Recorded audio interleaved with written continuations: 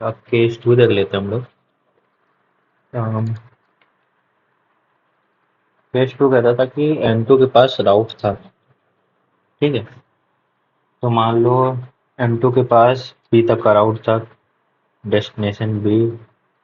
N four के पास B तक का राउट था, तो क्या था, destination, next stop, metric, sequence number, time. तो एन फोर के लिए मान लो एन फोर के पास ये एंट्री थी, मतलब ये राउट था बी एन टू, मैट्रिक दो, बी 11 एंड ये टाइम का क्या रोल है मेरे को अच्छे से पता नहीं क्यों है ये। ठीक है, तो अब ए ने राउट रिक्वेस्ट भेजी, जो कि राउट रिक्वेस्ट आई एन फोर के साथ, एन फोर के पास। तो उस राउट रिक्वेस्ट में जो डेस्टिनेशन सीक्वेंस नंबर होगा वो होगा B10 या फिर B9, कुछ भी, मतलब B11 से तो छोटा होगा। ठीक है, तो ये राउट रिक्वेस्ट एन फोर के पास आई। एन फोर देखेगा कि भाई मैं डेस्टिनेशन हूँ क्या, कहेगा नहीं मैं तो डेस्टिनेशन नहीं हूँ। फिर चेक करेगा कि क्या मेरे पास राउट है डेस्टिनेशन तक का, बी तक का राउट है मेरे पास, तो कहेगा हाँ राउट तो है मेरे पास। तो अब एन फोर क्या करेगा, एन फोर कहेगा कि मेरे पास तो राउट है। तो अब एन फोर राउट रिप्लाई भेज देगा।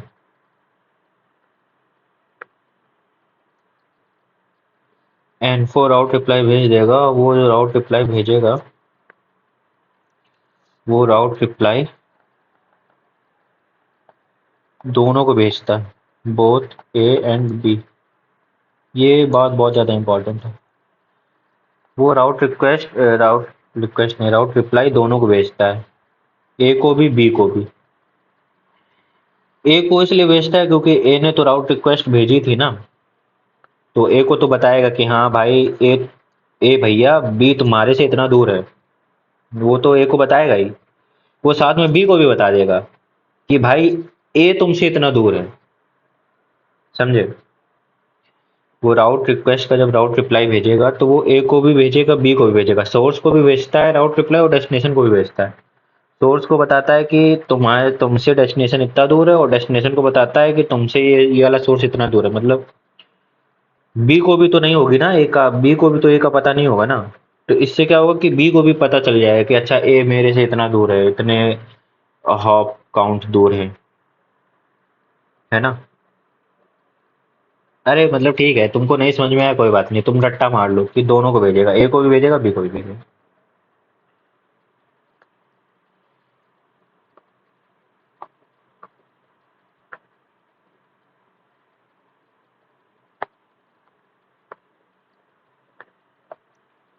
तो अब राउट रिप्लाई भेजेगा। अच्छा हाँ, एक चीज और छूट गई। जब ये देखो एन फोर के पास राउट रिक्वेस्ट आती है, तो उसमें वो देखेगा कि डेस्टिनेशन सीक्वेंस नंबर B10 है, और मेरे पास जो सीक्वेंस नंबर है राउट का वो B11 है। मतलब मेरा डेस्टिनेशन सीक्वेंस नंबर बड़ा है जो रिक्वेस्ट है उसके डेस्टिनेशन सीक्वेंस नंबर से। मतलब मेरे पास जो राउट है वो सही राउट है। तो क्या बोल रहा हूँ, तो वो उसको रिप्लाई भेज देगा, है ना। रूट रिप्लाई तभी भेजेगा जब मेरे पास जो डेस्टिनेशन सीक्वेंस नंबर है वो राउट रिक्वेस्ट के डेस्टिनेशन सीक्वेंस नंबर से बड़ा है, तभी वो भेजेगा। अगर छोटा होगा तो नहीं भेजेगा रूट रिप्लाई, राउट रिप्लाई। ठीक है, तो कब भेजेगा, जब बड़ा होगा। बराबर होगा तो भी नहीं भेजेगा, बड़ा होगा तभी भेजेगा। तो बड़ा था तो अब भेज रहा है, रूट रिप्लाई भेज रहा है। तो ठीक है, रूट रिप्लाई भेजेगा ए। रूट रिप्लाई टू ए को क्या भेजेगा, रूट रिप्लाई में क्या रहता था, ओरिजिनेटर का एड्रेस रहता था। तो ओरिजिनेटर कौन था, ए का था, ए था तो ए का आईपी। डेस्टिनेशन बी का IP, destination sequence number B11, hop count, hop count यहाँ से उठा लेगा ये 2, डेस्टिनेशन सीक्वेंस नंबर भी यहाँ से उठाएगा ये वाला, और हॉप काउंट 2। और क्या रहता था? आईडी, आईडी रहती थी क्या? पता नहीं, इसका आईडी का तो कंफर्म ही नहीं मेरे को कि ये राउट रिप्लाई में आईपी आईडी रहती है कि नहीं रहती है, पता नहीं। राउट राउट रिक्वेस्ट में तो आईडी रहती है, राउट रिप्लाई का मेरे को कंफर्म नहीं है उसमें आईडी रहती है नहीं। तो ये N4 भेजेगा राउट रिप्लाई ए को, और राउट रिप्लाई बी को भी भेजेगा, बी को भी भेजेगा। बी को क्या भेजेगा राउट रिप्लाई? Originator address. तो जो ओरिजिनेटर एड्रेस रहेगा उसमें बी का रहेगा, क्योंकि अब वो बी को भेज रहा है ना। तो ऐसा तो मान लो कि बी से एक राउट रिक्वेस्ट आई थी N4 को ए के लिए, ऐसा समझ के तुम इस पैकेट को बनाओ। तो अब जो ओरिजिनेटर एड्रेस रहेगा जो राउट रिप्लाई में, वो क्या रहेगा? बी का आईपी, डेस्टिनेशन ए का IP, A10 destination sequence number. A10 कहाँ से आएगा? ये वो राउट रिक्वेस्ट वाले पैकेट से आएगा। ये कहाँ से आएगा? राउट रिक्वेस्ट वाले पैकेट से आएगा।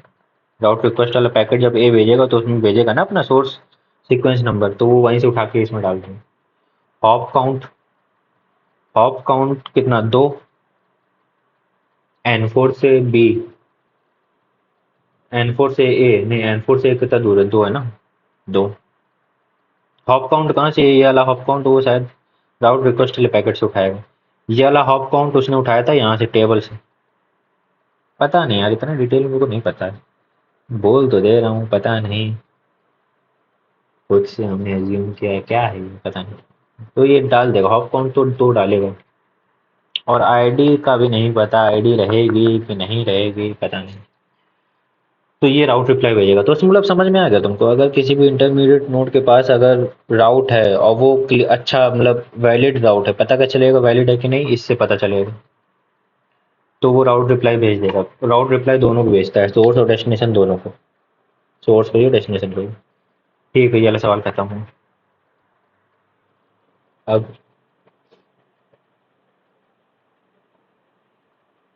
अब क्या?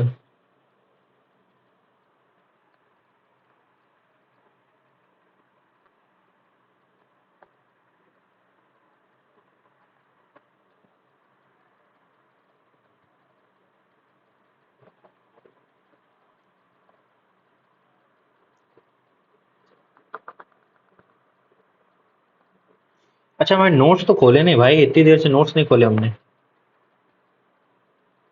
ये वाला सवाल था, ये सवाल का सॉल्यूशन ये वहीं से देख लेना यार, यहाँ से अच्छे से उतना समझ में नहीं आएगा तुम लोग को।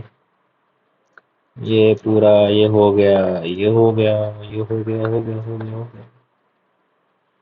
ये रिवर्स राउट, ये सब बी का रिवर्स राउट, ये सब हो गया भाई। N4 के पास, N4 केस 2 जब N4 के पास रिवर्स राउट होता है, ये हो गया। अब ये बता रहे, ठीक है, एक सवाल ये देख रहे हैं।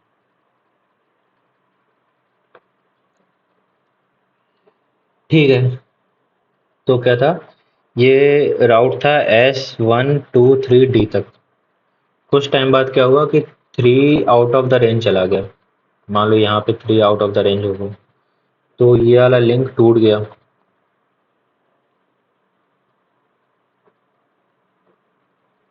अब क्योंकि 3 2 से आउट ऑफ द रेंज हुआ, मतलब कनेक्शन लॉस्ट हो गया, तो क्योंकि 3 से ही डी था, तो डी भी रेंज के बाहर हो गया, है ना। डी से भी कनेक्शन टूट गया, 2 का कनेक्शन 3 से टूटा, तो 2 का कनेक्शन डी से भी तो टूट गया, क्योंकि डी भी तो 3 के जरिए ही था। ठीक है, अब क्या करेगा 2? अब 2 क्या करता है कि एक लिस्ट बना के रखता है। ठीक है, उस लिस्ट में क्या करता है वो डेस्टिनेशन काउंट रखता है, कितने destination out of the range हो गए। ये हमने बताया था ना, ये हेलो वाला पैकेट वाला, कि वो कुछ इंटरवल में हेलो पैकेट भेजता रहता है और फिर देखता है कि नेबर से उसका रिप्लाई, तो उसी से उसको पता चलेगा कि लिंक टूट गया। तो क्या करेगा, एक वो टेबल या लिस्ट कुछ बना के रखता है, उसमें क्या करेगा, डेस्टिनेशन काउंट रखता है कि कितने destination out of the range हो गए। तो 2 destination out of the range हो गए। अब फिर उसके बाद उन सारे डेस्टिनेशन की, मतलब उनका एड्रेस और उनका डेस्टिनेशन सीक्वेंस नंबर। तो 3 और 3 का डेस्टिनेशन सीक्वेंस नंबर 10, और डी का डेस्टिनेशन सीक्वेंस नंबर मान लो 8। ये हमने खुद से वैल्यू एज्यूम किए हैं, ये कुछ भी ले सकते हो तुम अपने मन से, 8। तो क्या डेस्टिनेशन काउंट कि कितने destination out of the range हुए, तो 2, एक 3 और एक 2, तो 2 हो गया काउंट, डेस्टिनेशन काउंट, है ना। और ये फिर जितने आउट ऑफ द रेंज हुए उनका एड्रेस, मतलब ये आईपी, 3 का आईपी, 3 का सीक्वेंस नंबर, डी का आईपी, डी का सीक्वेंस नंबर, ये बना के रख दी। तो मान लो ये पहले था, अब आउट ऑफ द मतलब ये हुआ, तो क्या करेगा वो कि 310 की जगह 311 रखेगा यहाँ पे। वो अरे वो हम लोगों ने देखा था ना कि जब वो आउट ऑफ द रेंज चला जाता था, तो जो डेस्टिनेशन सीक्वेंस यहाँ पे होता था, मान लो D8 था, तो उसको कट करके एक बढ़ा देता था, D9 कर देता था, याद है ना। तो वो यहाँ पे D10 नहीं D11 रखेगा, और यहाँ पे भी सॉरी 310 नहीं 311 कर देगा उसको, और D10 नहीं D9 कर देगा। तो ये वो रखेगा लिस्ट। अब मान लो कि एस को एक पैकेट भेजना था डी को, एस को अभी तक नहीं पता चला है कि लिंक टूट गया। एस के पास ये राउट था, तो एस ने पैकेट भेजा इस राउट पे, यहाँ आया, यहाँ आया, यहाँ आया। जैसे 2 पे पैकेट आया, तो 2 ने देखा कि भाई ये जो डेस्टिनेशन है पैकेट में वो डी है, और डी डेस्टिनेशन मेरे यहाँ पे है, मतलब the out of the range आ चुका है। 2 क्या करेगा, राउट एरर मैसेज भेजेगा। ये हम लोग पहले देख चुके हैं कि 2 डी, वो शायद स्टार्टिंग, बिल्कुल स्टार्टिंग में देखा था, जब तुम लोग को कुछ नहीं समझ में आ रहा था, एओडीवी स्टार्ट करने से पहले ही, मतलब स्टार्टिंग में देखा था। तो मैंने बताया था कि D10 होता था यहाँ पे, फिर वो D10 को काट के D11 कर देता था, फिर वो राउटर मैसेज ऐसे भेजता था ना। तो वही चीज़ को थोड़ा सा डिटेल में देख रहे हैं। तो 2 ने देखा कि जो मेरे पास पैकेट आया है उसमें डेस्टिनेशन जो है वो डी है, और डी जो है वो आउट ऑफ द रेंज चला गया है। तो वो 2 क्या करेगा, ये पूरी लिस्ट राउट एरर मैसेज के साथ भेज देगा। तो वो 1 पे आएगी, 1 देखेगा, 1 अपनी टेबल में देखेगा, जो रास्ता होगा डी के लिए उसको इनवैलिड कर देगा, और फिर वो राउटर मैसेज एस पे आ जाएगा, तो एस भी इस राउट को इनवैलिड कर देगा। ऐसा कुछ तो होगा, ऐसा ही बोल रहे हैं ना।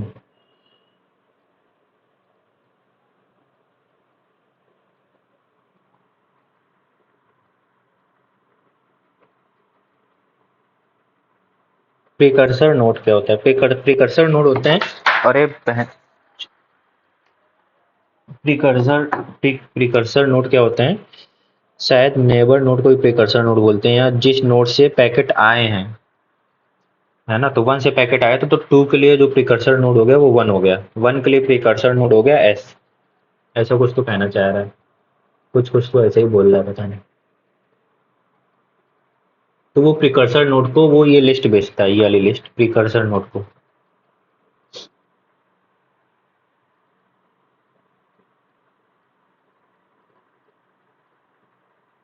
तो ये जो राउट एरर मैसेज होता है ना, इसी को राउट एरर मैसेज बोलते हैं। ये पूरा राउट एरर मैसेज में क्या रहता है, यही सब रहता है कि डेस्टिनेशन काउंट, कितने destination out of the range हो गए, और फिर उनका डेस्टिनेशन सीक्वेंस नंबर एक बढ़ा के। ठीक।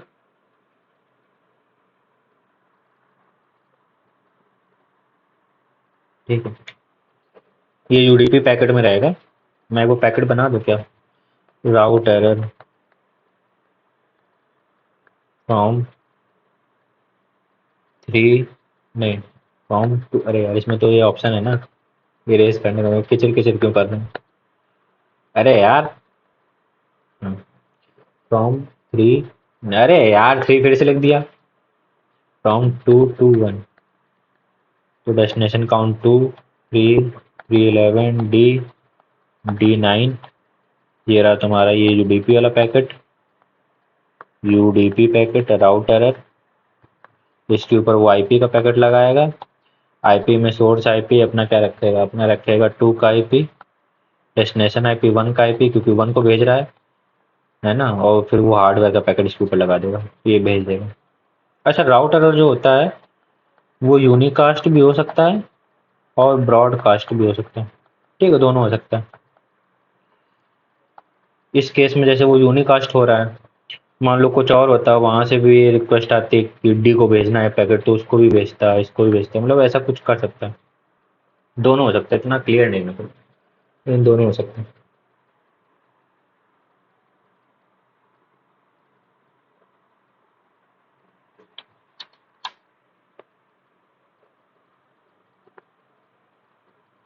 ये देख लिया हम लोगों ने, ये देख चुके हैं। अब देखते हैं नया टॉपिक आता है, अरे ये नहीं, नया टॉपिक आता है ये यूडीपी टीसीपी से रिलेटेड। यहाँ से बहुत ज़्यादा थ्योरेटिकल चालू हो जाएगा, दिमाग का बोछड़ा चालू हो जाएगा यहाँ से तुम्हारे, और बहुत ज़्यादा चिढ़न मचेगी तुम्हें कि क्या सब्जेक्ट है, क्यों है ये सब्जेक्ट, लेकिन ऐसा कुछ ठीक है। यूडीपी जो पैकेट होता है वो लॉस होने में उसको कोई दिक्कत नहीं होती, यूडीपी में पैकेट लॉस हो जाए कोई दिक्कत नहीं। टीसीपी में पैकेट लॉस होता है वायरलेस लिंक पे, बिट एरर होता है वायरलेस मीडियम की वजह से, और मोबिलिटी की वजह से बहुत सारे इश्यूज होते हैं, तो टीसीपी में दिक्कत होती है। अगर वायरलेस में तुम यूडीपी यूज़ कर रहे हो तो घंटा कोई फर्क नहीं पड़ता, क्योंकि यूडीपी को तो कोई फर्क पड़ता ही नहीं, टीसीपी को फर्क पड़ता है। अब देखो टीसीपी डील करता है किसके साथ, पैकेट लॉस के साथ, डिटेक्ट वाया टाइम और नो एक्नॉलेजमेंट। एक्चुअली में देखो क्या होता है, देखो इसलिए नहीं देखते हैं इसको, तो टाइम आउट हुआ या एक्नॉलेजमेंट नहीं आया तो टीसीपी को समझ में आया था कि पैकेट लॉस हो गया, तो वो क्या करता है, स्लो स्टार्ट में चला जाता है। ये हम लोगों ने कंप्यूटर नेटवर्क में देखा था पिछले साल। तो स्लो स्टार्ट चला जाता है, मतलब क्या होगा कि वो पैकेट धीरे धीरे भेजेगा, तेज जल्दी जल्दी पैकेट नहीं भेजेगा, क्योंकि वो एज्यूम करता है कि कंजेशन बहुत ज़्यादा भीड़ भाड़ हो गई है। ठीक है, ये सब होता है। तो दिक्कत क्या है कि एक्चुअल में कंजेशन नहीं था, वो तुम्हारा वायरलेस मीडियम था, उसकी वजह से पैकेट लॉस हो रहा था तुम्हारा। लेकिन टीसीपी ने क्या एज्यूम किया कि कंजेशन बहुत ज़्यादा हो गया, तो वो धीरे धीरे पैकेट भेजने लगा। तो मतलब सोचो कि वो पैकेट लॉस हो रहा था वायरलेस मीडियम में, तो टीसीपी को वो पैकेट जल्दी जल्दी भेजना चाहिए था, लेकिन यहाँ क्या कर रहा, वो एज्यूम कर ले रहा कि कंजेशन बहुत ज़्यादा हो गया, तो वो स्लो स्टार्ट में जाके और पैकेट धीरे धीरे भेज दे रहा है। तो ये तो मतलब उल्टा ही कर दे रहा, जो करना था उसको उल्टा ही कर दे रहा। ऐसा तो हमको समझ में आया था, कुछ कुछ पता नहीं, मेरे को गलत भी समझ में आ सकता है, देख लो भाई तुम लोग। तो रिजल्ट क्या होगा कि परफॉर्मेंस डिग्रेड हो जाएगी, जल्दी जल्दी भेजना चाहिए वो और धीरे धीरे भेज दे रहा है। अब दिक्कत क्या है कि टीसीपी को चेंज कर नहीं सकते, क्योंकि बहुत ज़्यादा लार्ज इंस्टॉलेशन बेस, मतलब बहुत इतना ज़्यादा यूज़ कर लिया टीसीपी का, टीसीपी दिक्कत दे रहा तो यूज़ भी नहीं कर सकते। वही है कि दर्द है, कहा भी ना जाए सहा भी ना जाए। तो क्या करें, सॉल्यूशन क्या है इसका। एक सॉल्यूशन इन्होंने निकाला कि separate wireless and wired wire and wireless problem not propagated to wired. मतलब इन्होंने कुछ किया कि वायरलेस का टीसीपी और वायर्ड का टीसीपी दोनों को अलग कर दो, मतलब दोनों में अलग अलग टीसीपी यूज़ करो, कुछ ऐसा कहना चाह रहे हैं। तो इससे क्या होगा, जो वायर में जो प्रॉब्लम होंगी वो वायरलेस में नहीं जाएंगी, अरे पता नहीं क्या कह रहे हैं। ये लाइन है, separate wireless and wired, wireless और वायर्ड को सेपरेट कर दो, तो वायरलेस की जो प्रॉब्लम होंगी वो प्रोपागेट नहीं होंगी वायर्ड में, तो दिक्कत नहीं होगी, पता नहीं क्या। दूसरा सॉल्यूशन क्या बोला इनने, ये सॉल्यूशन वन था, है ना। अब दूसरा सॉल्यूशन देखते हैं। Receiver send window size zero so sender do not send permanent. हाँ, वो हम लोगों ने देखा था ना कि एक वो रिसीवर विंडो भेजता था अपनी कि इतनी विंडो खाली है, तो उसी हिसाब से सेंडर भेजता था उसको, तो वो विंडो साइज जीरो भेज देगा। जीरो भेज देगा तो वो फिर परमानेंट डिसकनेक्शन हो जाएगा, मतलब फिर वो पैकेट भेजेगा ही नहीं। Freeze the TCP connection. क्या है यार, ये गुस्सा आ रही क्या है ये। तो ये दो सॉल्यूशन थे, लेकिन बहुत ज़्यादा अच्छे नहीं थे। अब हमने क्या किया, अब हमने एक और सॉल्यूशन कुछ निकाला, I T C P. I T C P तुम लोग को दिख नहीं रहा होगा, नहीं नोट्स, मतलब उतना अच्छे से फोटो नहीं आया। I T C P. तो तो भाई तुम देखो, हम इस लेक्चर में इतना ज़्यादा बोर हो गए थे कि हम ये सब लिखने लगे थे, अभिजीत पांडे सर पढ़ा रहे थे, हमको कुछ इंटरेस्ट ही नहीं आ रहा था, हम यही सब लिखे जा रहे थे। ब्रेक पॉइंट कितना अच्छा लिखा था। तो आईटीसीपी क्या बोलता है, कहता है कि ये वायर वाला जो है ना, वायर में तुम अलग टीसीपी यूज करो, वायर में तुम अलग टीसीपी यूज करो। तो वायर में तुम स्टैंडर्ड टीसीपी एसटीटीसीपी यूज कर रहे हो, वायरलेस में तुम पता नहीं कौन सा वायरलेस वाला टीसीपी या स्टैंडर्ड टीसीपी, दोनों में से कोई भी यूज कर सकते हो। अरे इसका मेन फंडा हम तुमको बताएं क्या है, इसको देखो, इसको डायग्राम को देखना ध्यान से। ये एक्सेस पॉइंट जो है ना, ये फॉरेन एजेंट है मान लो, इसके लिए मोबाइल नोड के लिए, और ये करस्पॉन्डेंट नोड है। तो ये एक्सेस पॉइंट क्या कर रहा है, ये बीच में थर्ड पार्टी बन के चुगली कर रहा है। मतलब ये सीएन पैकेट भेजेगा मोबाइल नोड को, सीएन ने पैकेट भेजा मोबाइल नोड को, तो एक्सेस पॉइंट क्या करेगा, उस पैकेट को बफर कर लेगा और एक्नॉलेजमेंट भेज देगा सीएन को मोबाइल नोड की तरफ से कि हाँ तुम्हारा पैकेट मोबाइल नोड को पहुंच गया। तो सीएन कहेगा ठीक है हमारा पैकेट पहुंच गया, लेकिन एक्चुअल में तो पैकेट एपी के पास ही है। अब एपी क्या करेगा, उस बफर्ड पैकेट को मोबाइल नोड को भेजेगा और फिर मोबाइल नोड एक्नॉलेजमेंट भेजेगा सीएन को कि हाँ हमको तुम्हारा पैकेट मिल गया, लेकिन एक्चुअल में वो एक्नॉलेजमेंट एपी के पास आएगा। तुमको समझ में आ रहा है, ये धोखा दे रहा है इन दोनों को। मतलब सीएन को पता ही नहीं है कि बीच में कोई एपी नाम का बंदा है, मोबाइल नोड को पता ही नहीं कि बीच में कोई एपी नाम का बंदा है। ये लोग तो आप सोच रहे कि हम तो आपस में ही बात कर रहे हैं, लेकिन नहीं, सीएन बकचोदी कर रहा है बीच में। ए सीएन नहीं, एपी बकचोदी कर रहा है बीच में। समझ में आया तुम, ऐसे कुछ। भाई हमको जो समझ में आया वो हमने बोल दिया, तुमको पता नहीं। Split connection at foreign agent act as proxy. देखो है, प्रॉक्सी भी तो यही काम करता है। सीएन से पैकेट जाएगा फॉरेन एजेंट पे, फॉरेन एजेंट से पैकेट जाएगा मोबाइल नोट पे, भाई ये यहाँ से यहाँ, फिर यहाँ से यहाँ। ये क्या है, access point send acknowledgement to CN on behalf of MN then send. अरे वही सब है यार, ठीक है ये सब, हटाओ आगे बढ़ता। हाँ, अब क्या हो गया, मान लो कि एक फॉरेन एजेंट 1 था, अब ये मोबाइल नोड मूव करके यहाँ आ गया और फॉरेन एजेंट 2 से कनेक्ट हो गया, लेकिन सीएन जो पैकेट भेज रहा था तो वो यहीं पे जा रहा था। तब क्या करना पड़ेगा, यहाँ वाले पैकेट जो बफर होंगे हुए होंगे उनको यहाँ भेजना पड़ेगा, और साथ में जो टीसीपी कनेक्शन का, क्योंकि टीसीपी कनेक्शन तो यहाँ बना था ना, तो वो वाला कनेक्शन भी यहाँ पे ट्रांसफर करना पड़ेगा, तो सॉकेट ट्रांसफर करना पड़ेगा यहाँ पे। अबे यार क्या है ये भाई, mobility M N move F A one two, अरे ये पढ़ लेना यार खुद से। यहाँ से यहाँ पे सॉकेट ट्रांसफर करना पड़ेगा, तो यहाँ जो पैकेट बफर किए थे वो पैकेट, क्योंकि अब यहाँ पे नहीं आ जा सकता ना, मोबाइल नोड यहाँ पे है ही नहीं, वो मोबाइल नोड तो यहाँ पे है। तो ये पैकेट यहाँ से यहाँ बफर करके भेजेगा, और सॉकेट वाला भी भेजेगा, कोई टीसीपी कनेक्शन यहाँ बना हुआ तो उसको यहाँ बनाना पड़ेगा।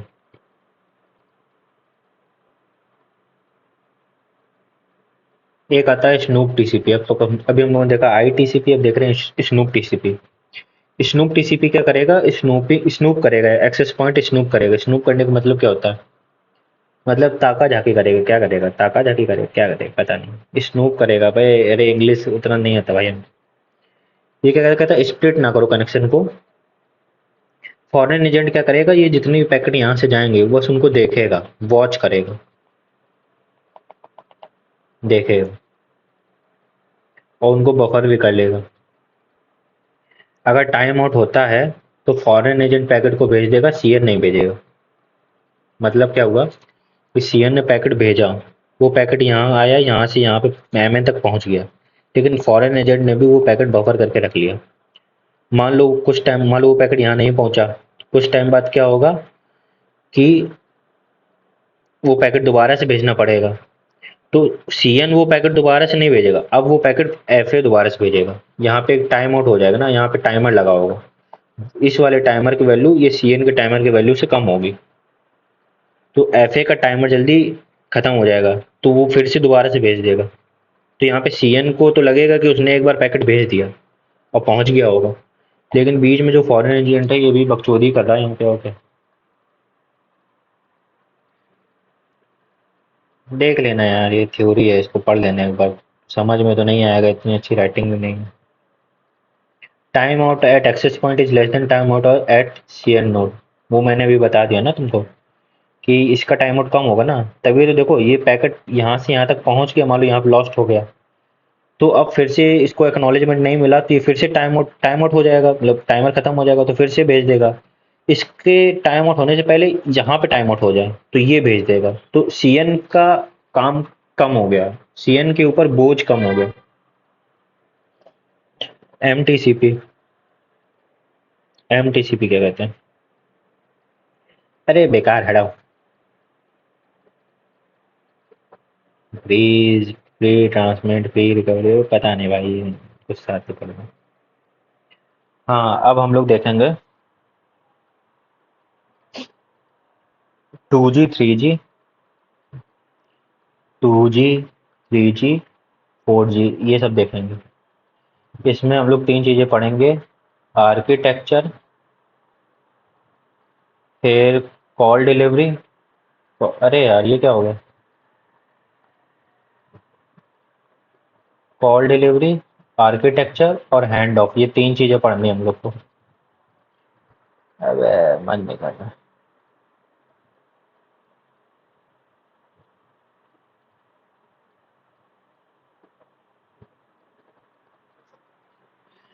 ठीक है। जीएसएम, जीएसएम क्या होता है? Global system for mobile communication. 2G, 3G में यूज़ होता है। तो ये तुम्हें बता रहा है 2G, 3G का जो बेसिक आर्किटेक्चर है वो क्या होता है। ठीक है। 2G, 3G में क्या होता था कि जो तुम्हारी कॉल डिलीवरी होती थी, मतलब कॉल जब तुम करते थे, तो वो सर्किट स्विच होता था, पता याद आ गया ना, सर्किट स्विच और पैकेट स्विच, दो चीज़ें होती थी। तो आजकल तो हम लोग पैकेट स्विच यूज़ करते हैं, लेकिन पहले सर्किट स्विच होता था। ठीक है, तो वो इसमें होता है। तो क्या होता है देखो, आर्किटेक्चर ध्यान से देख लेना। एक बेस स्टेशन होता है और उससे कुछ वायरलेस मोबाइल नोड कनेक्टेड होते हैं। इसको तुम समझ लो एक टावर है जैसे बेस स्टेशन, और ये तुम लोग, ये हम लोग का मोबाइल है, ये मोबाइल टर्मिनल। तो हम लोग वायरलेसली उस टावर से कनेक्टेड हैं, बेस स्टेशन से। ऐसे एक और टावर होगा और मोबाइल नोड होंगे, और ये सारे टावर एक बीएससी से कनेक्टेड होते हैं। और फिर एक बीएससी कई सारे, मतलब एक बीएससी है कई सारे बीएससी एमएससी से कनेक्टेड होता है, और वो एमएससी जीएमएससी से कनेक्टेड होता है। और फिर उसके बाद आता है ये तुम्हारा पूरा इंटरनेट। फिर उसके बाद ये किसी और एरिया का एमएससी होगा। मतलब ये कोई एरिया है, मान लो ये उत्तर प्रदेश है, तो उत्तर प्रदेश में ये सारे टावर हो गए और ये बीएससी एमएससी हो गया और ये पूरा इंटरनेट हो गया। अब मान लियो तुम्हारा मध्य प्रदेश है, तो मध्य प्रदेश में भी एक एमएससी हो गया, फिर यही सब होगा यहाँ पे भी, समझ रहे हो ना? तो ये आर्किटेक्चर है बस, और कुछ नहीं। BS, base station controller, mobile service switching centre, gateway MSC, GMSC, gateway MSC. Gateway मतलब वो जो लास्ट होता है ना, जो इंटरनेट से कनेक्ट होता है, जैसे राउटर आरजी बोलते थे हम लोग, गेटवे राउटर, वो इंटरनेट से कनेक्टेड होता था, तो वो जीएमएससी, वही गेटवे एमएससी। सबसे आखिरी वाला एमएससी जो कि इंटरनेट से कनेक्टेड है। आवाज़ क्लियर है मेरी? तुम लोग, अजीब सी आवाज़ आ रही है। एमएससी, अरे यार, ये चेंज कैसे हो जाता है यार?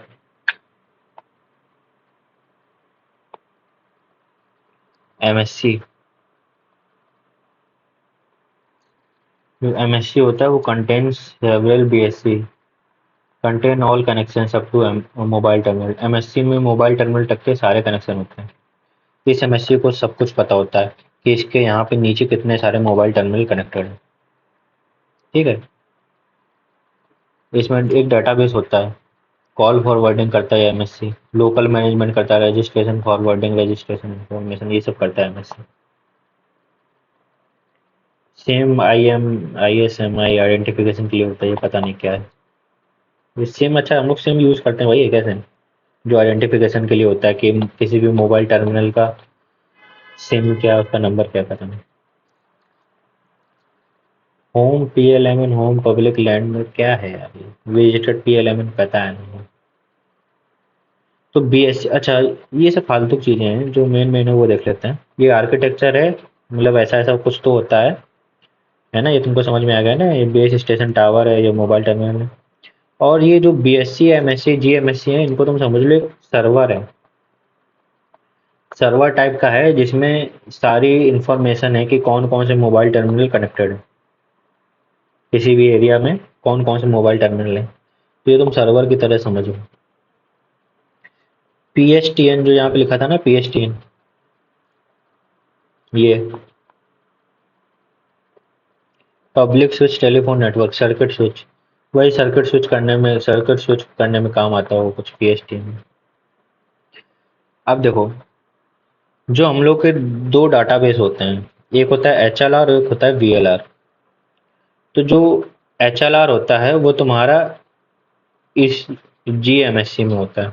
अरे सही बोला मैं।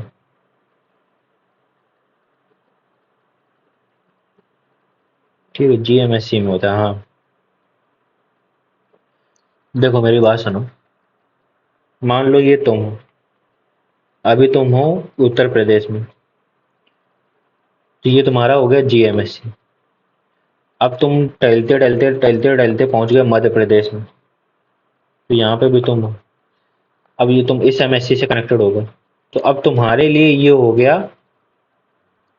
क्या हो गया ये, तुम्हारे लिए ये तो तुम्हारा होम होम MSC हो गया, और ये तुम्हारे लिए हो गया विजिटेड MSC। ये वाला MSC हो गया तुम्हारे लिए विजिटेड MSC। अरे ये चेंज कैसे हो जाता है यार।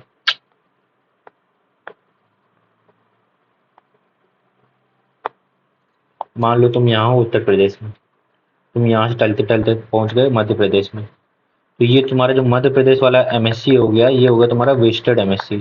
विजिट मतलब किस जगह तुम करंटली हो, वो इन्फॉर्मेशन तुम्हारी रहती है विजिटेड MSC में। और जो तुम्हारा एक्चुअल होम MSC था वो रहता है ये GMSC में, GMSC। तो जो तुम्हारा होम MSC था उसमें होता है HLR। HLR क्या है, एक डाटा, अरे यार फिर चेंज हो गया।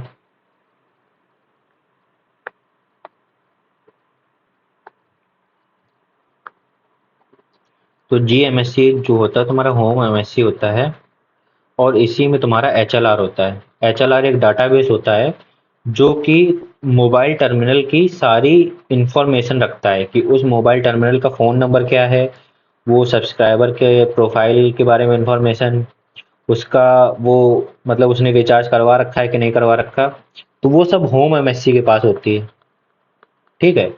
और विजिटेड MSC के पास सिर्फ एक डाटाबेस होता है VLR, और इस VLR में ये इंफॉर्मेशन होती है कि कौन कौन से मोबाइल टर्मिनल कनेक्टेड हैं, उनकी सबकी लिस्ट। मैं फिर से बता देता हूँ एक बार, भूल जाओ, तो जो कुछ भी पड़ा भूल जाओ। ये आर्किटेक्चर होता है, ठीक है। मान लो ये उत्तर प्रदेश है, तुम यूपी के रहने वाले हो, इधर हो तुम मोबाइल टर्मिनल, तो ये तुम्हारा होम MSC हो गया। इसमें होगा HLR डाटाबेस। इस डाटाबेस में तुम्हारी इंफॉर्मेशन होगी कि तुम्हारा फ़ोन नंबर क्या है, मोबाइल नंबर तुम्हारा, तुम्हारी प्रोफाइल इंफॉर्मेशन, और काफ़ी सारी इंफॉर्मेशन, वो तुम्हारी रहेगी इस HLR में। HLR होम MSC में। अब तुम टहलते टहलते पहुंच गए मध्य प्रदेश, मान लो ये मध्य प्रदेश है, और ये वहाँ का MSC है, विजिटेड MSC। तुम्हारे लिए ये विजिटेड MSC हो गया। तो अब तुम्हारी इंफॉर्मेशन यहाँ होगी कि ये वाला मोबाइल टर्मिनल हमसे कनेक्टेड है, और ये कहाँ होगा, VLR एक डाटाबेस होता है जो कि विजिटेड MSC के अंदर होता है, और उसके अंदर ये इन्फॉर्मेशन होगी कि कितने मोबाइल टर्मिनल कनेक्टेड हैं। समझ में आया। HLR पूरा इन्फॉर्मेशन रखता है मोबाइल टर्मिनल के बारे में, VLR सिर्फ ये इन्फॉर्मेशन रखता है कि कितने मोबाइल टर्मिनल कनेक्टेड हैं। ठीक है।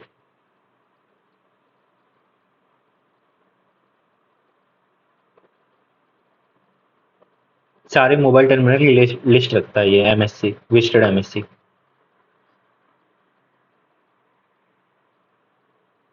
कॉल डिलीवरी, ये इंपॉर्टेंट है, यहाँ से सवाल आ सकता है। यहाँ से सवाल,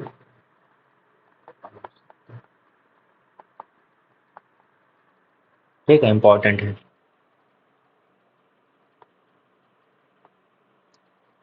तो कॉल डिलीवरी कैसे होती है, मान लो ये करस्पॉन्डेंट नोड था, इसने कोई फ़ोन नंबर डायल किया मोबाइल टर्मिनल का, तो वो फ़ोन नंबर से कॉल होते हुए PSTN पे आएगी इंटरनेट पे, और इंटरनेट से होते हुए सबसे पहले वो कॉल जाती है होम MSC पे। होम एमएससी जो उसका उस मोबाइल इस वाले मोबाइल टर्मिनल का एक्चुअल जो होम वाला नेटवर्क था उसके पास कॉल जाती है, पीएसटीएन उस पर कॉल पहुंचाएगा और ये पीएसटीएन इससे पूछेगा होम एमएससी से कि भाई हमको एक मोबाइल टर्मिनल है जो कि तुम्हारे यहाँ था, उसको एक कॉल पहुंचानी है, तुम हमको उस मोबाइल टर्मिनल की करंट लोकेशन दे दो। अब इस मोबाइल टर्मिनल की जो करंट लोकेशन है वो इस विजिटेड एमएससी के पास होती है, वीएलआर के पास। तो पीएसटीएन ने इससे पूछा कि बताओ भाई तुम्हारा मोबाइल टर्मिनल कहाँ है, हमें कॉल करनी है। होम एमएससी है ना, पीएसटीएन ने कैसे पूछा, होम एमएससी से पूछा। मैं क्या बिल्कुल, चलो बोल दे क्या बोलते हैं। पीएसटीएन के पास कॉल आई, पीएसटीएन ने इससे पूछा कि बताओ मोबाइल टर्मिनल कहाँ है। इसने क्या किया, इसने विजिटेड एमएससी का एड्रेस पूछा, या इसके पास हो सकता है इसका वीएलआर का एड्रेस हो। तो इसने इस वीएलआर, क्योंकि इसको पता होता है ना कि इसका मोबाइल टर्मिनल कहाँ है, तो उसको पता चलेगा कि इसका मोबाइल टर्मिनल इस वीएलआर एड्रेस पे है। तो इसने इस वीएलआर एड्रेस से पूछा, इस वीएलआर से पूछा हमें एक रोमिंग नंबर दे दो, रोमिंग नंबर। रोमिंग नंबर एक टेम्परेरी नंबर होता है कॉल करने के लिए। तो फ्लो क्या रहा, इसने कॉल मिलाई यहाँ आई, इसने इससे पूछा बताओ तुम्हारा मोबाइल टर्मिनल कहाँ पे है। इसके पास जो एचएलआर डाटाबेस है इसमें एंट्री होगी कि ये वाला मोबाइल टर्मिनल इस वाले वीएलआर एड्रेस के पास है। तो इसने यहाँ से उठाया और इस वीएलआर से पूछा, इस वीएलआर ने इसको रिप्लाई किया रोमिंग नंबर के साथ कि ये रोमिंग नंबर है। ये रोमिंग नंबर एक टेम्परेरी नंबर होता है। ये रोमिंग नंबर इसने पीएसटीएन को दे दिया, पीएसटीएन ने उस रोमिंग नंबर से कॉल की और वो फिर कॉल पहुंची इस वीएलआर के पास में, और फिर इस वीएलआर ने उस कॉल को डिलीवर कर दिया मोबाइल टर्मिनल को बेस स्टेशन की तरफ। पता नहीं, मैं सही बता रहा हूँ गलत बता रहा हूँ, गलत भी हो सकता है, पढ़ लेते हैं। Correspondent dial M mobile terminal permanent number through permanent number call goes to home MSC. हाँ यहाँ तक तो सही बताया ना हमने। हाँ, परमानेंट नंबर डायल किया, इस परमानेंट नंबर से कहाँ तक आई, होम एमएससी तक कॉल आई। ठीक है, वाया पीएसटी। होम एमएससी जो कि जीएमएससी भी है, received call inquiring to HLR to find location of mobile terminal. तो होम एमएससी में क्या होता है, एचएलआर होता है। तो इसने एचएलआर से पूछा कि भाई वीएलआर का एड्रेस दो जहाँ पे मोबाइल टर्मिनल हो।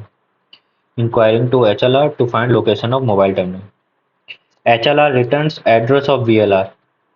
एचएलआर ने क्या एड्रेस रिटर्न किया वीएलआर का, जहाँ पे अभी करंटली मोबाइल टर्मिनल है। या फिर रोमिंग नंबर दे देगा, अगर रोमिंग नंबर होगा तो रोमिंग नंबर दे देगा। If GMSC gate address of VLR, मतलब अगर उसके पास वीएलआर का एड्रेस है तो वो एड्रेस दे देगा, और रोमिंग नंबर है तो डायरेक्ट रोमिंग नंबर दे देगा। It obtain roaming number from VLR. तो भाई इसने वीएलआर का एड्रेस दिया और फिर इस वीएलआर से इसने रोमिंग नंबर ले लिया। रोमिंग नंबर वो टेम्परेरी नंबर है कॉल को फॉरवर्ड करने के लिए, जहाँ जितना मेरे को पता है, बाकी हो सकता है मैं गलत पढ़ा रहा हूँ। तो HLR return address of VLR और roaming number two home MSc. तो एचएलआर ने क्या किया, इस होम एमएससी को या तो वीएलआर का एड्रेस दे देगा या तो रोमिंग नंबर दे देगा। अगर रोमिंग नंबर दिया तो ठीक है, वीएलआर एड्रेस दिया तो रोमिंग नंबर पता कर लेगा। Home MSC setup second leg of call to visited MSC transfer call to base station server. अब वही होम एमएससी ने क्या किया कि कॉल सेटअप की विजिटेड एमएससी के लिए, और विजिटेड एमएससी ने फिर वो कॉल को फॉरवर्ड कर दिया बेस स्टेशन को, बेस स्टेशन ने उसको फॉरवर्ड कर दिया मोबाइल टर्मिनल को। कॉल लग गई, हाय हेलो करो तुम लोग। ठीक है, ये पूरा होता है। अरे थ्योरी है यार फालतू का। How HLR get roaming number, HLR को रोमिंग नंबर कैसे मिलता है ना, ये एचएलआर हम लोगों को देखा था ना, ये एचएलआर का। हाँ, when mobile terminal goes to visited network covered by VLR through signal exchange between mobile terminal and VLR MT register with visited MSC. क्या होता है, वही हमने कहा था ना, तुम यूपी के थे तो तुम मध्य प्रदेश में चले गए, मान लो ये यूपी का था, अब ये एमपी में आ गया। तो ये क्या करेगा, एमपी में आके ये इस वाले एमएससी के साथ अपना सिग्नल एक्सचेंज करके इसको अपना इन्फॉर्मेशन देगा। कि भाई हम इस वाले HLR से आए, मतलब हम इस वाले होम MSC से आए, ऐसा कुछ करके वो इन्फॉर्मेशन एक्सचेंज करेंगे और वो रजिस्टर कर लेगा अपने आप को रजिस्टर्ड MSC के साथ।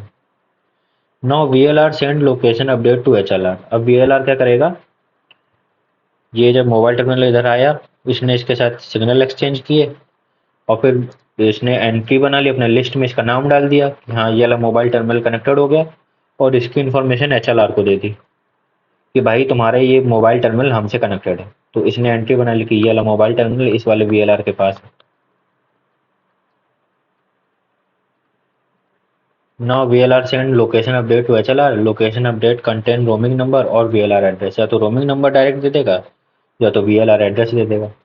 VLR get info of subscriber from HLR। ना वो थोड़ा इन्फॉर्मेशन भी ले सकता है उसकी सब्सक्राइबर की, कि इसने सब्सक्राइब कर रखा है कि नहीं, रिचार्ज करा रखा है कि नहीं करा रखा है, वही सब। रोमिंग नंबर पाथ बताता है कि कहाँ कहाँ से होके जाना। वही रोमिंग नंबर परमानेंट नंबर है ना। ठीक है यार, जो भी है जितना भी आ जा रहा है ठीक है। तो ये था हम लोग का 2G में। 2G में अब तक हम लोगों ने क्या देखा, 2G 3G में हम लोगों ने क्या देखा, आर्किटेक्चर देख लिया और कॉल डिलीवरी देख ली, और एक हम लोग को और देखना है हैंड ऑफ। देखो यही तीन चीजें होती हैं जो हम लोग को देखनी होती हैं। तो आर्किटेक्चर देख लिया, कॉल डिलीवरी देख लिया, अब हैंड ऑफ देख लेंगे। और 4G में भी यही तीन चीजें देखनी है, तो हैंड ऑफ को बाद में देखेंगे, पहले 4G देख लेते हैं, 4G का आर्किटेक्चर।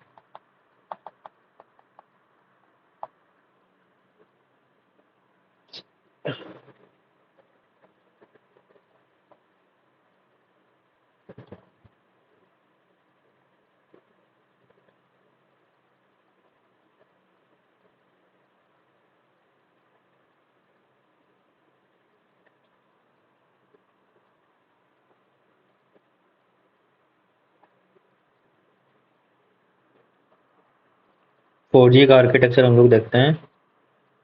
4G में क्या होता है, ये बेस स्टेशन होता है, मोबाइल टर्मिनल होते हैं, और ये एक राउटर से कुछ कनेक्टेड होंगे। फिर वो राउटर एक SGW से कनेक्टेड होता है, फिर बीच में कुछ और राउटर होंगे तुम्हारे, और फिर वो PGW से कनेक्टेड होता है, और फाइनली तुम्हारा PGW इंटरनेट से कनेक्टेड होता है। ये MSS भी कुछ होता है, HSS भी कुछ होता है। ये जो लाइन है तुम्हारी, इस लाइन के जो इस तरफ है वो तुम्हारा वायरलेस है, और इस तरफ वाला जितना भी है वो पूरा IP है। ठीक है, ये पूरा रेडियो नेटवर्क है इस तरफ वाला, और इस तरफ वाला जितना भी है वो सब IP है, इसको इनहांस पैकेट कोर भी बोलते हैं। तो ये है पूरा आर्किटेक्चर 4G का। अच्छा, 4G और 2G और 3G में क्या अंतर है। 4G में क्या है कि पैकेट स्विच होता है।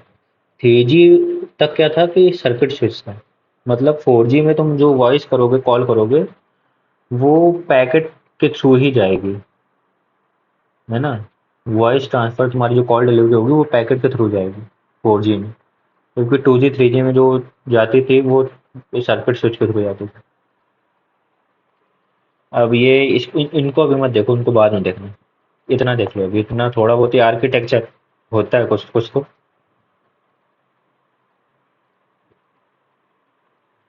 ये मत देखो अभी, HSS देख लो। अभी हम लोग इस आर्किटेक्चर को देख लेते हैं कि इसमें जितनी चीजें लिखी होंगी ये सब क्या है।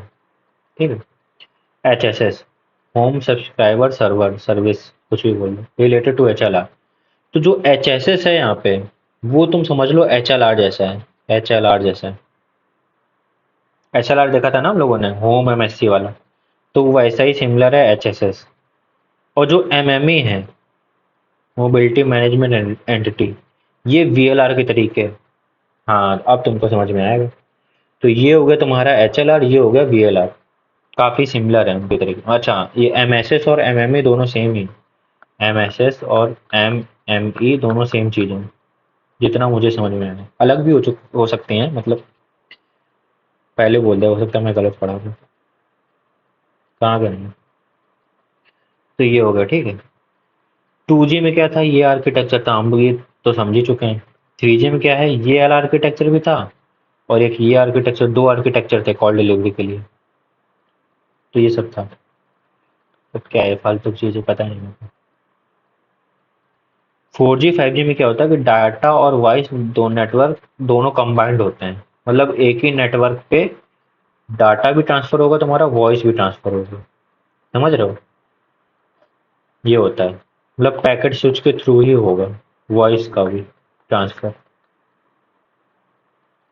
Voice and data are transfer from different tunnels.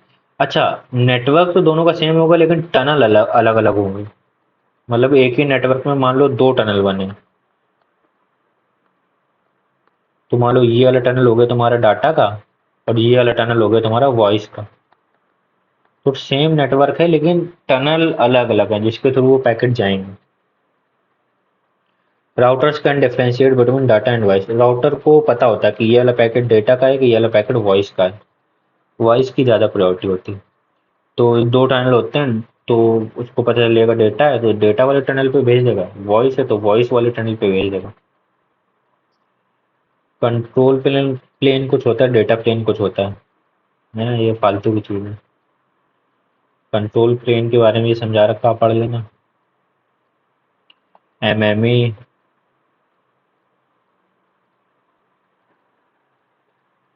अब देखो, एमएमई जो होता है वो हम लोगों ने देखा था वीएलआर के सिमिलर होता है। और एमएमई का एक और काम होता है। एमएमई क्या करता है, with help of HSS prepares tunnel to PW and HW. वो जो हमने बताया था ना, टनल होते हैं वॉइस और डेटा के दोनों अलग अलग। वो टनल टनल कौन बनाता है? टनल बनाता है एमएमई। और वो टनल किसके किसके बीच में बनता है? वो ये वाला। और अब ये देखो, अब ये देखो, ये वाला डायग्राम देखो। जो एमएमई होता है वो टनल बनाता है बेस स्टेशन और सर्विस गेटवे के बीच में, और सर्विस गेटवे और पीजीडब्ल्यू के बीच में। ये जो दो टनल है ना, ये एमएमई बनाता है। ठीक है, टनल एक तरीके से राउटर्स का रास्ता ही है, राउटर्स के थ्रू। तो ये जो टनल बनाने का काम करता है ये एमएमई करता है, मोबिलिटी मैनेजमेंट एंटिटी। पीजीडब्ल्यू जो होता है वो नेटिंग का काम करता है। ठीक है, नेटिंग मतलब जो नेटवर्क एड्रेस ट्रांसलेशन था ना, नेट, जो इस तरफ होता था तुम्हारा प्राइवेट आईपी, और इस तरफ होता था तुम्हारा पब्लिक आईपी। तो वो प्राइवेट आईपी को पब्लिक आईपी में कन्वर्ट करता था। तो उसका काम ये पीजीडब्ल्यू करता है। पीजीडब्ल्यू कहाँ था? पीजीडब्ल्यू था तुम्हारा ये ये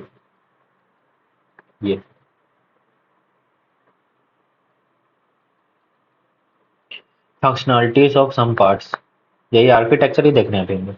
एचएसएस स्टोर करता है इंफॉर्मेशन, मतलब बताया था ना, एचएसएस एचएलआर की तरीके है।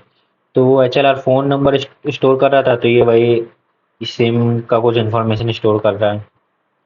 Information permanent phone number like HLR के तरीके होता है। Subscriber information, authentication, location of MT. MT की लोकेशन कंटेन करता है एचएलआर, है ना, कि एमटी कौन से वीएलआर के पास था। तो वही सेम ही है। एमएमई वीएलआर के तरीके होता है। इन्फो अबाउट वेस्टेड एमएससी, वही वेस्टेड एमएससी। क्या है, call location in carriers network. Authentication करता है। ये सब पढ़ लेना भाई। हाँ, ये क्या पढ़ लेना, ये तो इम्पोर्टेंट है। ये बता चुका हूँ मैं। पाथ बनाता है। टनल टनल बनाता है बेसिकली एमएमई। पीजीडब्ल्यू क्या है? लास्ट तुम्हारा राउटर है ना। पीजीडब्ल्यू के बाद सीधा इंटरनेट आता है। मतलब पीजीडब्ल्यू के बाद सीधा पैकेट इंटरनेट को जाता है। डायग्राम देखना क्या? देख लो। देखो, पीजीडब्ल्यू के बाद सीधा इंटरनेट आता है, तो वो तुम्हारा लास्ट राउटर होता है किसी भी आर्किटेक्चर का, 4G आर्किटेक्चर का। Last element that datagram originating from empty encounter before. ये भाई हम बताया था ना, पीजीडब्ल्यू नेट का फंक्शनैलिटीज प्रोवाइड करता है। Mobility of mobile terminal is hidden. PW को नहीं पता कि मोबाइल टर्मिनल कहाँ पे मूव कर रहा है, क्या है, उसको कोई मतलब नहीं। एचडब्ल्यू को पता होता है ये सब। जो मोबिलिटी होती है मोबाइल टर्मिनल की, वो सब एचडब्ल्यू मेंटेन करते हैं। टनल होता है, एमएमई कंट्रोल करता है इस टनल को, फालतू की चीज़। हाँ, इसमें हम लोग क्या करते हैं, एक यूडीपी पैकेट के ऊपर एक हेडर और लगाते हैं, ये बाद में देखेंगे आगे। Call and data transfer. देखो, 4G में हम लोगों ने आर्किटेक्चर देख ली, फालतू का था कुछ। अब हम लोग देखेंगे कॉल डिलीवरी। बहुत इंपॉर्टेंट है भाई, बहुत है, ज़्यादा इंपॉर्टेंट है। अरे भैया ये तो बहुत इंपॉर्टेंट है, ये तो ज़्यादा इंपॉर्टेंट है। यहाँ से सवाल आएगा, कॉल डिलीवरी। कॉल डिलीवरी हम लोगों ने 2G में देख ली थी ना। 2G में आर्किटेक्चर देख लिया, कॉल डिलीवरी देख ली। 4G में आर्किटेक्चर देख लिया, 4G की कॉल डिलीवरी देख रहे हैं।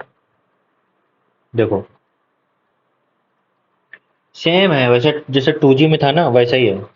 Correspondent node mobile number dial करेगा, वो इंटरनेट के थ्रू आएगा, इंटरनेट के थ्रू पीजीडब्ल्यू पे आएगा, पीजीडब्ल्यू वही कन्वर्ट करेगा पब्लिक आईपी को प्राइवेट आईपी में, और फिर एचएसएस से पूछेगा। एचएसएस क्या था, एचएलआर था ना, तो एचएसएस से पूछेगा कि बताओ भैया मोबाइल टर्मिनल कहाँ है। एचएसएस बताएगा कि मोबाइल टर्मिनल यहाँ है, तो फिर ये पीजीडब्ल्यू अपने कॉल कहाँ भेजेगा, इस पीजीडब्ल्यू को भेजेगा। और ये देखो, ये पीजीडब्ल्यू पे भी और ये टनल बना हुआ है ना, बेस स्टेशन। ये टनल टनल किसने बनाया होगा, ये एमएमई ने बनाया होगा, एमएमई ने। तो यहाँ पीजीडब्ल्यू तक आएगा कॉल, कॉल यहाँ से पीजीडब्ल्यू से एसडीडब्ल्यू जाएगा, एसडीडब्ल्यू बेस स्टेशन को भेजेगा, और बेस स्टेशन मोबाइल टर्मिनल को भेज देगा। तो डाटा ट्रांसफर ऐसे होता है, और वॉइस ट्रांसफर भी सेम होता है। ठीक है, कॉल ट्रांसफर ये भी सेम है। ये करस्पॉन्डेंट नोड से यहाँ आएगा, यहाँ से यहाँ आएगा, ये इससे पूछेगा कहाँ भेजना है, ये यहाँ भेज देगा, यहाँ पे जीटीपी टर्मिनल। यहाँ से अच्छे से देखते हैं भाई, हैं कहाँ गया यार, हमने कुछ मिस कर दिया क्या?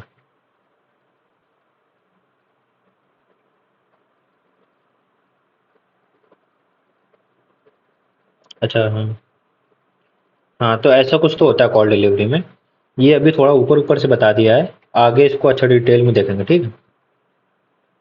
तो इसको आगे डिटेल में देखेंगे। जीटीपी टनल कुछ होता है, मेजर स्टेप्स।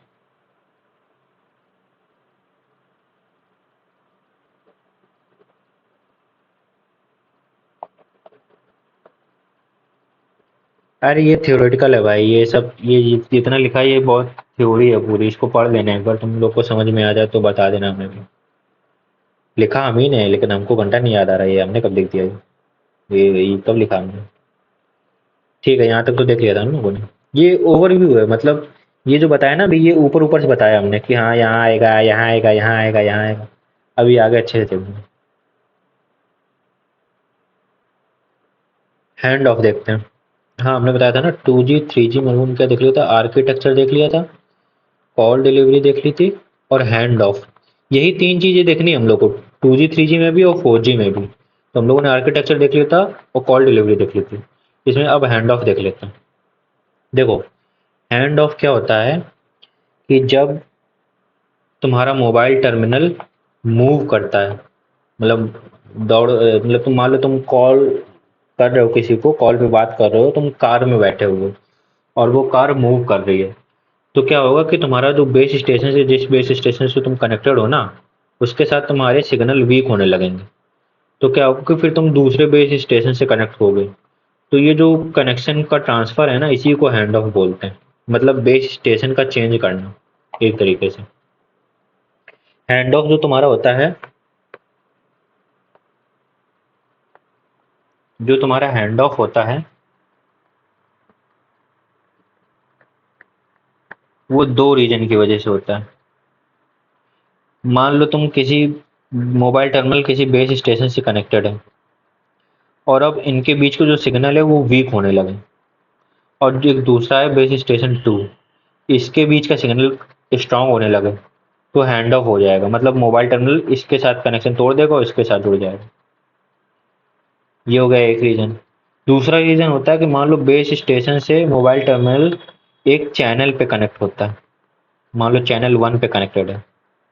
देखो, एक्सेस पॉइंट से जितने भी नोड कनेक्ट होते थे, सारे नोड सेम चैनल पे होते थे।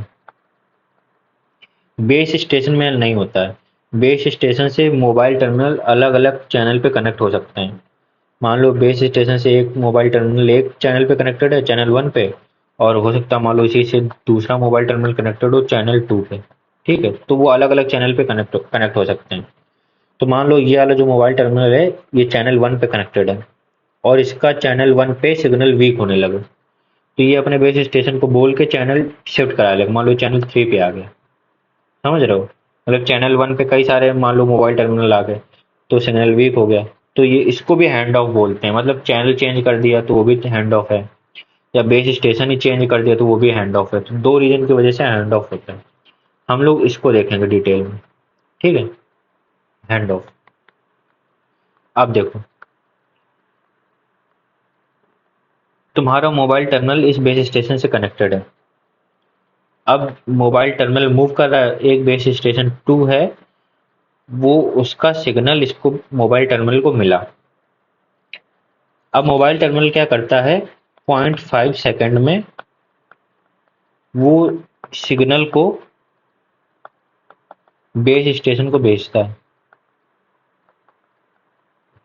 तो वो मोबाइल टर्मिनल क्या करेगा, जितने भी बेस स्टेशन से, मान लो एक और बेस स्टेशन होता, उससे इसको सिग्नल मिल रहा होता, तो ये इन सारे सिग्नल को कलेक्ट करता रहेगा, और 0.5 सेकंड के बाद वो इस वाले बेस स्टेशन को ये सारे सिग्नल पहुंचा देगा कि देखो भैया, हमको इन सारे बेस स्टेशन से ये वाले सिग्नल मिल रहे हैं।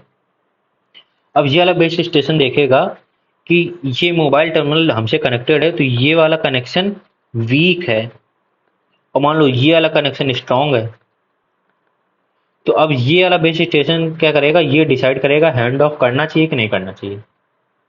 तो ये देखेगा कि ये वाला कनेक्शन वीक है, ये स्ट्रांग है, तो हैंड ऑफ मुझे कर देना चाहिए, मतलब ये वाले मोबाइल टर्मिनल को इस वाले बेस स्टेशन 2 को सौंप देना चाहिए।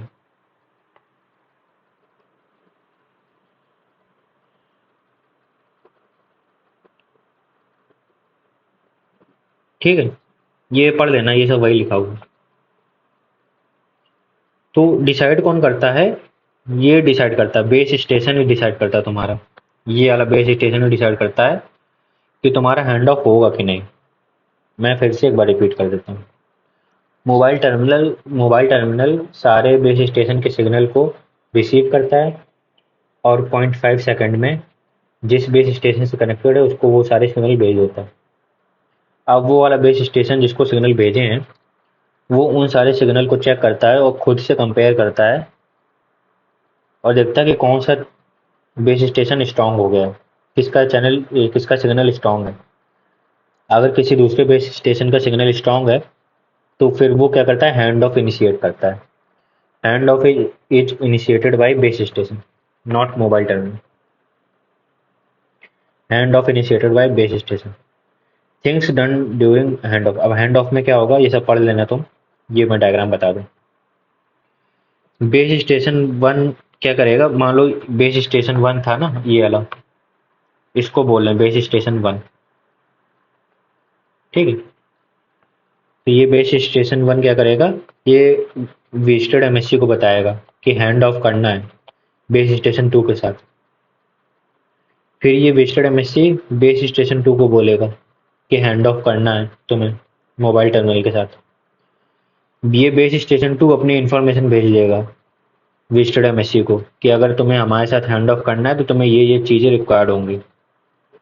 ये वो सारी इंफॉर्मेशन BS1 को भेज देता है। BS1 वो इंफॉर्मेशन मोबाइल टर्मिनल को भेज देता है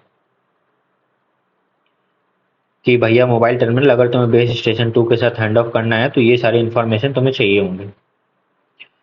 अब मोबाइल टर्मिनल और बेस स्टेशन 2 आपस में मैसेज एक्सचेंज करते हैं, और हैंड ऑफ कंप्लीट हो जाता है। जैसे ही हैंड ऑफ कंप्लीट होता है, मोबाइल टर्मिनल बेस स्टेशन 2 को बोलता है कि हैंड ऑफ कंप्लीट मैसेज तुम वेस्टेड एमएससी को भेज दो। कि hand off complete message base station 2 visited MSC को भेज देता है। Visited MSC hand off complete message base station 1 को भेज देता है। और अब क्या होगा कि जो नया पैकेट आएगा वो वेस्टेड एमएससी BS1 को ना भेज के BS2 को भेजेगा, क्योंकि अब तुम्हारा मोबाइल टर्मिनल BS2 से कनेक्ट हो चुका है। ठीक है, ये पूरा पढ़ लेना। ये वही सब लिखा हुआ है। ये डायग्राम बता दिया, ठीक है। इसमें लिखा भी हुआ, पहले ये होगा, फिर दूसरे पे ये होगा, तीसरे पे ये होगा, चौथे पे ये होगा। फिर से BS1 ने भेजा इसको कि हैंड ऑफ करना है, इसने BS2 को भेजा हैंड ऑफ करना है, BS2 ने भेजा हाँ कर लेंगे लेकिन ये इन्फॉर्मेशन चाहिए होगी। BS1 ने MT को बताया कि हैंड ऑफ कर लो, ये इन्फॉर्मेशन चाहिए। MT और BS2 ने हैंड ऑफ कर लिया आपस में। MT ने भेजा base hand off complete message, वो hand off complete message MSC तक पहुंचा। इसने ये वाले रिसोर्सेज तोड़ दिए। अब जो नई कॉल आएगी वो यहाँ से होके यहाँ पर आएगी, ठीक है। ये होगी तुम्हारी 2G की कॉल डिलीवरी। अब इम्पोर्टेंट सवाल यहाँ से सवाल आएगा।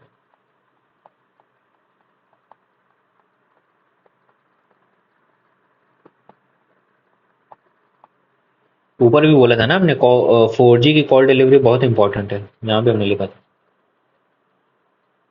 ये कॉल एंड डेटा ट्रांसफर, ये कॉल डिलीवरी है ना। यहाँ से मिटा दें क्या इसको, तो यहाँ से इरेज कर देते हैं।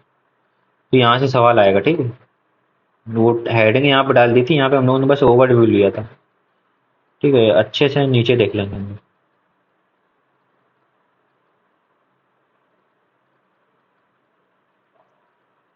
है ना। तो यहाँ से सवाल आएगा, इसको थोड़ा erase कर। ठीक है, देखो यहाँ पे क्या हो रहा है कि ऊपर वाले यार, पता है क्या कर रहा हूँ। हाँ देखो, इसने नंबर डायल किया, वो आएगी यहाँ पे कॉल, यहाँ से कॉल जाएगी यहाँ पे। ये HSS से पूछेगा, HLR है ना ये, इससे पूछेगा कि बताओ तुम्हारा मोबाइल टर्मिनल कहाँ है।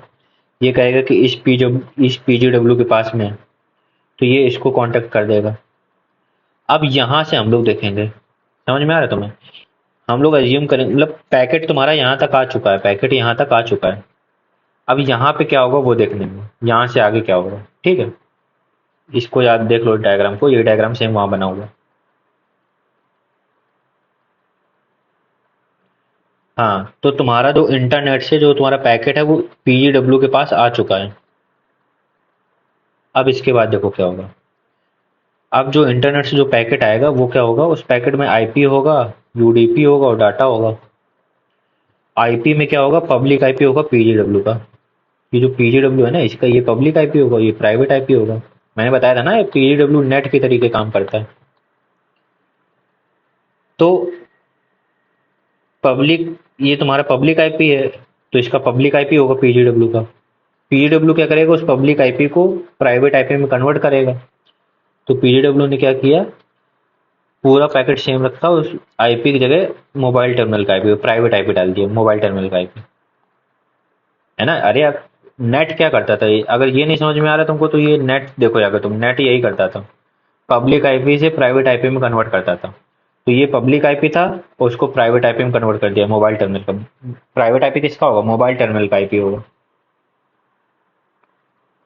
ठीक है। मोबाइल टर्मिनल का IP कहाँ से मिलेगा, उसको कैसे पता चलेगा कि मोबाइल टर्मिनल को भेजना है किस वाले मोबाइल टर्मिनल को, वो डाटा में से पता चलेगा शायद, कंफर्म नहीं है, ठीक है। अब देखो, देखो अब ये वाला जो पैकेट निकला ना, ये वाला पैकेट, अब ये वाला जो पैकेट है ना, इस पैकेट को इस टनल पे भेजना है यहाँ से, और ये पैकेट चलता चलता SGW तक जाए। तो टनल पे भेजने के लिए टनलिंग करनी पड़ेगी। टनलिंग क्या होता है, अपने पैकेट के ऊपर तुम एक और एक्स्ट्रा हेडर, वो हम लोगों ने देखा था ना वो मोबिलिटी वाले में, तो उसमें भी तो वो टनल बनता था, तो टनलिंग होती थी, तो एक वो IP वाला एक एक्स्ट्रा हेडर जुड़ जाता था, मिड सेम के पहले पढ़ा था। तो ऐसे यहाँ टनलिंग होगी तो एक एक्स्ट्रा हेडर जुड़ जाएगा। तो क्या होगा, ये तुम्हारा पैकेट तो सेम रहा पूरा, इसके ऊपर एक एक्स्ट्रा पैकेट ऐड कर देगा। यही PGW कर रहा है अभी ये काम। उस पैकेट में एक फील्ड रहेगी GTP, जो कि तुम्हारी बताएगी प्रोटोकॉल क्या है। TEID, टनल एंड ID, मतलब टनल कहाँ पे खत्म होगा। तो वो एक हेडर लगाएगा जिसमें GTP-U रहेगा, UDP पैकेट रहेगा एक, मतलब ये UDP पैकेट रहेगा, और आईपी रहेगा, डेस्टिनेशन आईपी। और डेस्टिनेशन आईपी किसका रहेगा? इस एचडीडब्ल्यू का रहेगा, क्योंकि ये इस टनल का जो डेस्टिनेशन है फाइनल वो एचडीडब्ल्यू है। पीजीडब्ल्यू को अब इस पैकेट को एचडीडब्ल्यू तक भेजना है, इसलिए उसने ये टनल करके ये पैकेट भेजा है।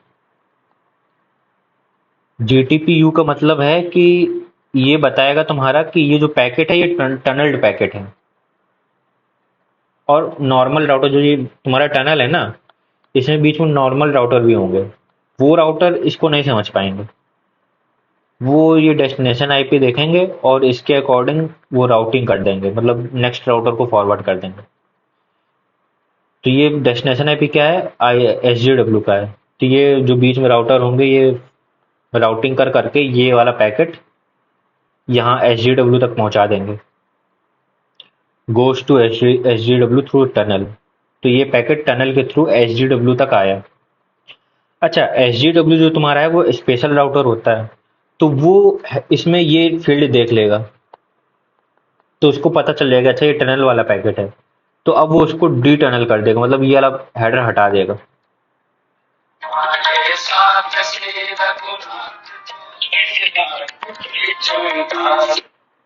हेलो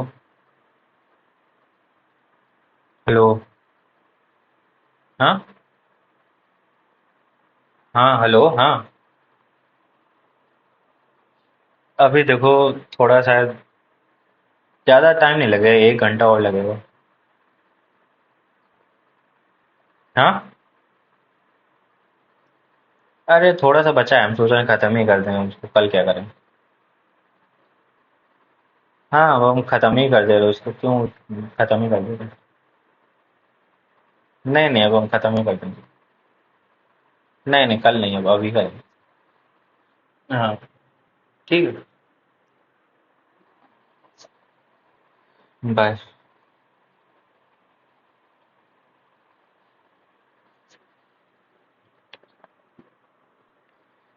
तो कहाँ थे हम लोग? हाँ, ये जो प्रोटोकॉल है ये तुम सोचो ना, ये हेडर क्यों एक्स्ट्रा लगाया गया है?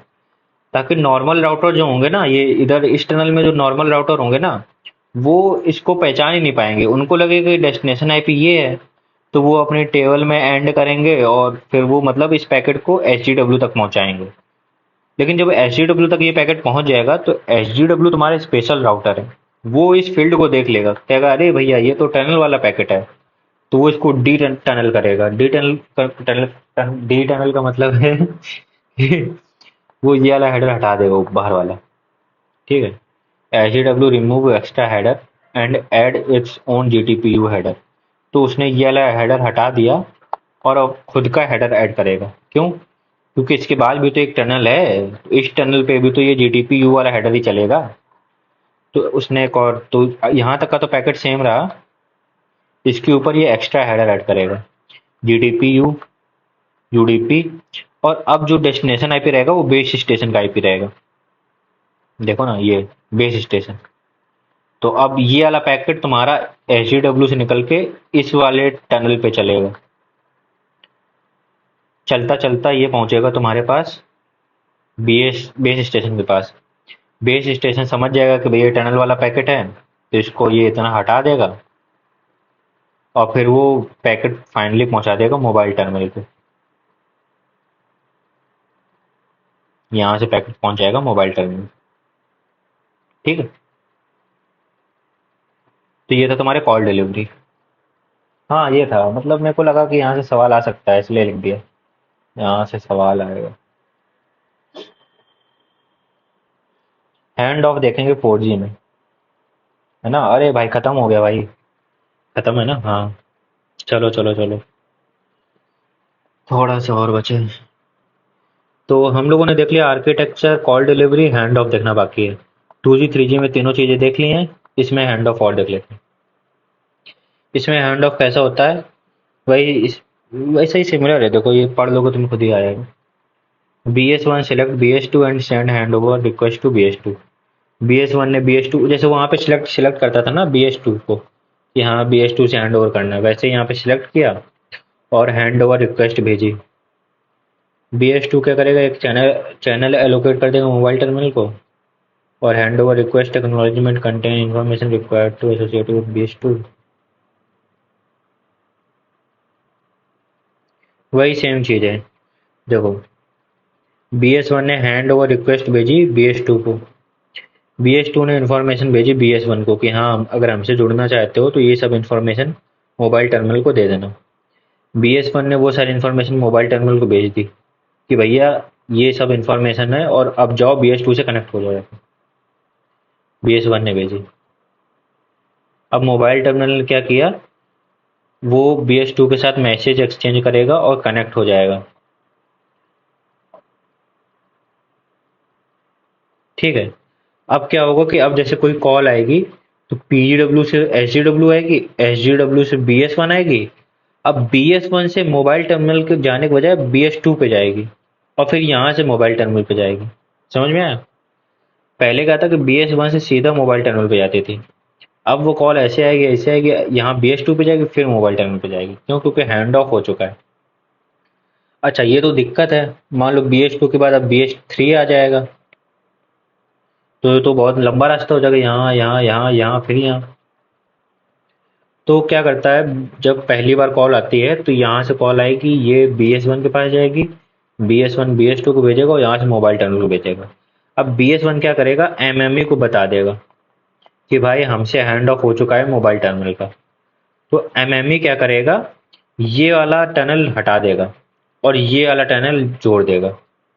तो अब जब अगली कॉल आएगी तो वो यहाँ से आएगी इस वाले टनल के थ्रू। तो अब ये टनल हट गया, समझे? ऐसा होगा। ऐसे ही है ना। MME को ये बताता है या ये बताता है, क्योंकि यहाँ पांचवा ये बना है तो शायद ये बताएगा MME को। तो MME क्या करेगा, ये हटा देगा और ये ऐड कर देगा। ठीक।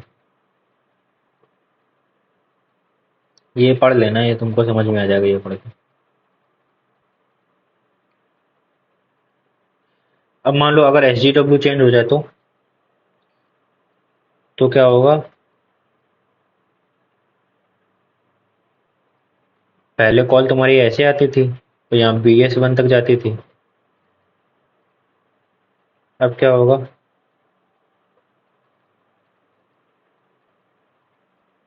यहाँ पे क्या था, मान लो यहाँ पे ये SGW चेंज नहीं हुआ था, तुम्हारा ये वाला टनल बना, ये वाला टनल हट गया, ये वाला टनल वैसा का वैसा ही रहा और ये वाला टनल नया बन गया। अब क्या होगा, तुम्हारा ये भी चेंज हो जाएगा। तो अगर ये चेंज होगा तो तुम्हारा ये वाला टनल भी चेंज करना पड़ेगा।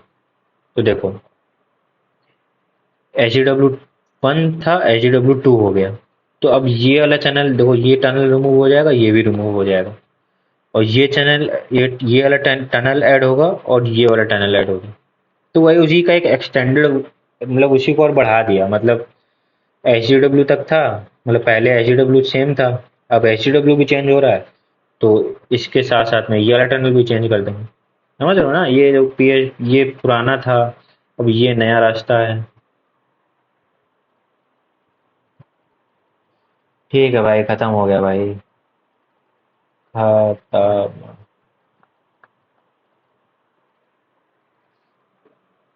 खत्म।